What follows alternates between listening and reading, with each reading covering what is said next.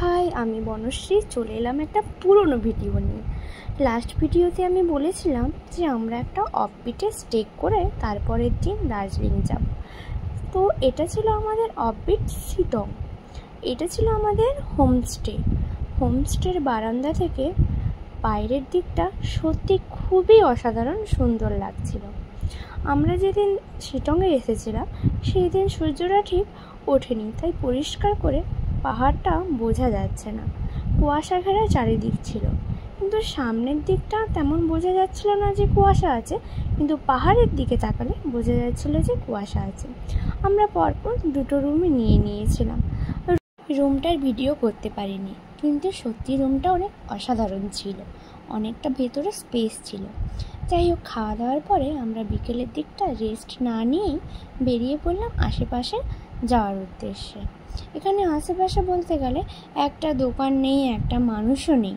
হয়তো এরকমের জায়গাগুলোকেই অফবিট বলে। পাহাড়ে এসে বুঝলাম এখানকার মানুষের জীবনযাত্রা আর সমতল ভূমির মানুষের জীবনযাত্রার মধ্যে অনেক তফাৎ। এখানকার মানুষকে বেঁচে থাকতে হলে অনেক পরিশ্রম করতে হয়। রাত্রেবেলাটা এখানটায় কাটিয়ে পরের দিন সকাল হতে না হতেই আমরা বেরিয়ে পড়লাম দার্জিলিং যাওয়ার জন্য।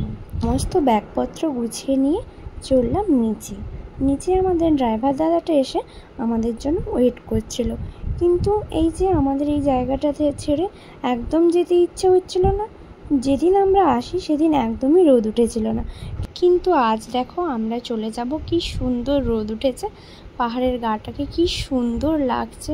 সত্যি আমাদের সাথেই কেন এমনটা হতে হলো যে আমরা এত সুন্দর পরিবেশ, এত সুন্দর একটা প্রাকৃতিক সৌন্দর্য মিস করে গেলাম।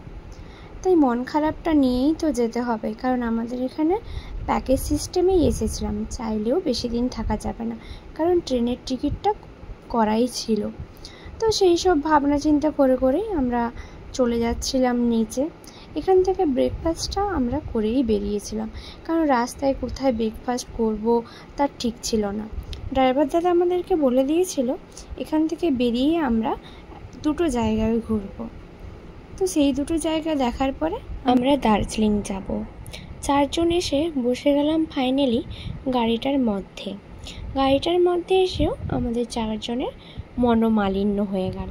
কে সামনে বসবে এইটা নিয়ে, কারণ কেউই সামনে বসবে না।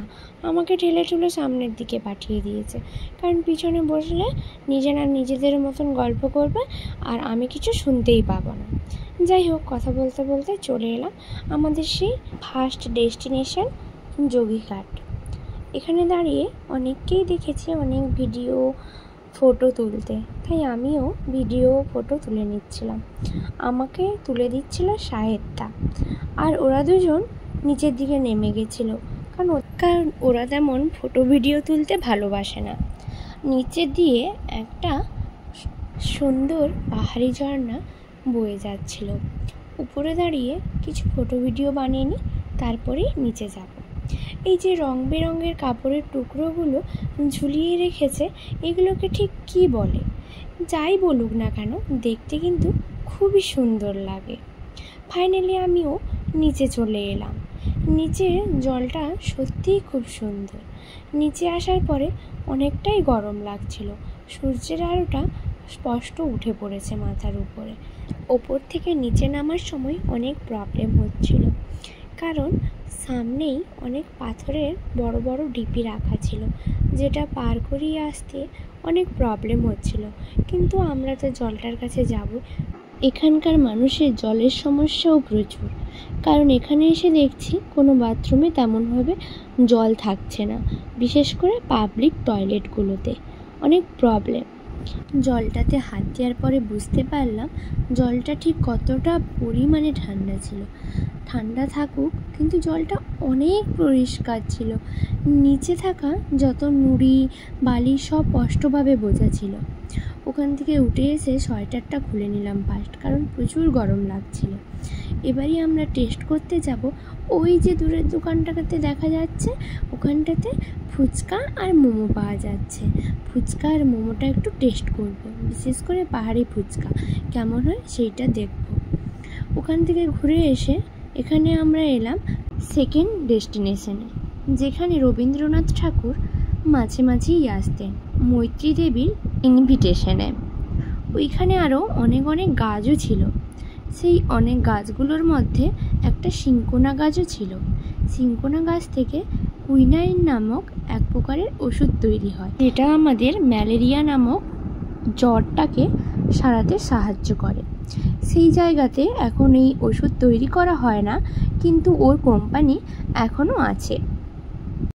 ওইসবের ভেতরে ক্যামেরাটা ঠিক অ্যালাউ না করার জন্য কিছু ভিডিও নিতে পারিনি, কিন্তু পরিবেশটা অনেক সুন্দর।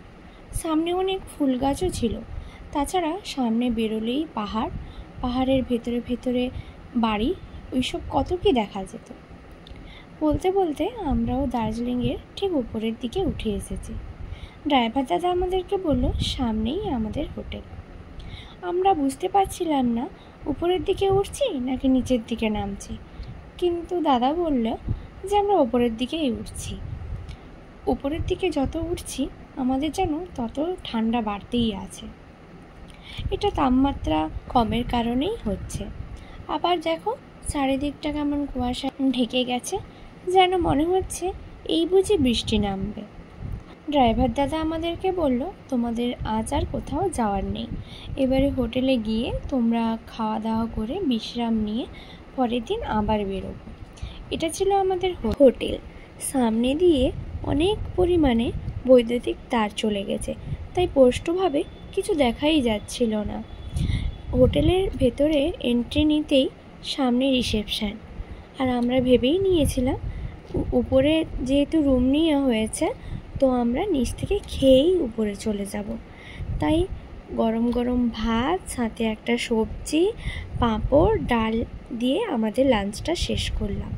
তো চলো আজ এই পর্যন্তই, পরে আবার একটা ভিডিওতে দেখা হচ্ছে। ততক্ষণ অবধি টাটা।